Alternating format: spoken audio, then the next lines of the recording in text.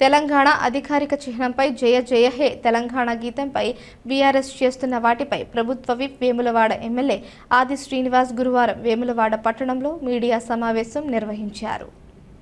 వారు మాట్లాడుతూ తెలంగాణ ఉద్యమ సమయంలో తెలంగాణ ఉద్యమాన్ని ఉవ్వెత్తున ఎగిసేలా చేసిన అందశ్రీ రాసిన పాట జయ జయ హే తెలంగాణ తెలంగాణ ఉద్యమ పేరిట అధికారంలోకి వచ్చి 10 సంవత్సరాలు పరిపాలించిన వీరు జయ జయ తెలంగాణ రాష్ట్ర గీతం చేయాలని సోయిలేని వారిని మండిపడ్డారు. తెలంగాణ ఇచ్చిన కాంగ్రెస్ పార్టీ అధికారంలోకి రాగానే జయ జయ హే తెలంగాణ గీతాన్ని తెలంగాణ రాష్ట్ర గీతంగా చేయాలని తెలంగాణ రాష్ట్ర ముఖ్యమంత్రి రేవంత్ రెడ్డి సంకల్పించి జూన్ 2న ప్రకటించడానికి నిర్ణయం తీసుకుని రచయిత కవి అందశ్రీకి స్వరకల్పన రూపకల్పన చేయమని ఇస్తే ఆస్కర్ అవార్డు గ్రహీత కీరవాణికి ఇస్తే తెలంగాణ గీతం చిహ్నంపై అనవసర రాద్ధాంతం చేస్తున్నారని అన్నారు.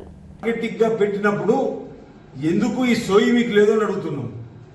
ఈనాడు ఓ చక్కటి ఉవ్వెత్తిన ఇచ్చినటువంటి అందశ్రీ గారిని ఈరోజు మేము వెలికి తీసి రాష్ట్రానికి గీతంగా ఏర్పడేసే క్రమంలో ఈ విధంగా అరుపులు పేడబొబ్బులు మానుకోవాలని చెప్పని ఈరోజు టీఆర్ఎస్ పార్టీ నాయకత్వానికి ఈ సందర్భంగా మేము తెలియజేస్తా ఉన్నాం.